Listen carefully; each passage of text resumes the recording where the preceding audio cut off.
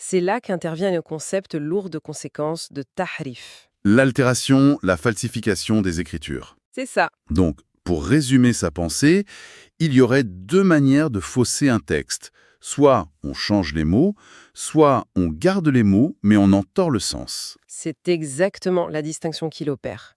D'un côté, il y a le tahrif lafzi, l'altération du texte lui-même, le piratage direct. Et comment il le prouve? Sa méthode, c'est de mettre en évidence ce qu'il présente comme des contradictions factuelles irréconciliables au sein même de la Bible. Et il a des exemples concrets? Oui, il en liste plusieurs, les notes en cite.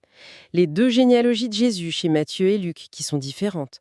Le récit de l'entrée à Jérusalem, monte-t-il sur un seul anon ou sur une ânesse et son anon? Des détails, mais qui pour lui sont la preuve d'une intervention humaine. Voilà. Ou les dernières paroles de Jésus sur la croix, qui ne sont pas les mêmes partout.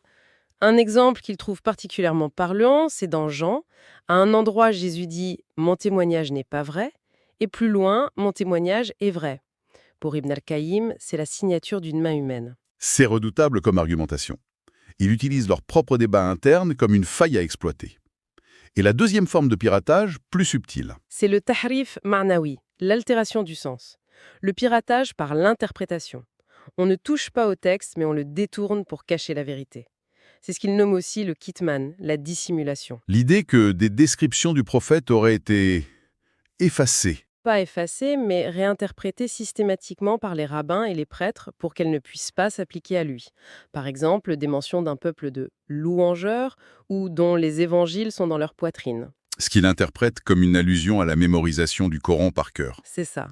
Ce qui est fascinant, c'est qu'il ne s'arrête pas au constat. Il essaye d'analyser la psychologie derrière tout ça.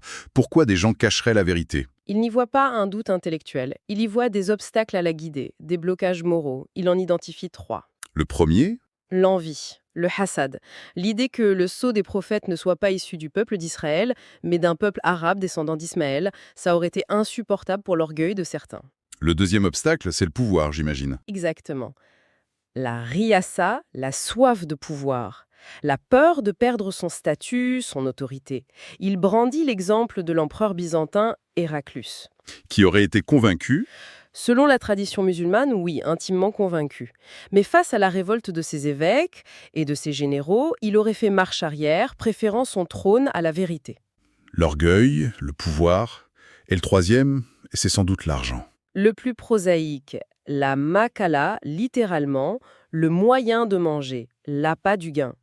La crainte de perdre ses avantages matériels, les dons des fidèles. Sa conclusion est sans appel. Pour lui, beaucoup d'érudits savaient, mais ils ont choisi de se taire par calcul. D'accord. Le tableau est complet.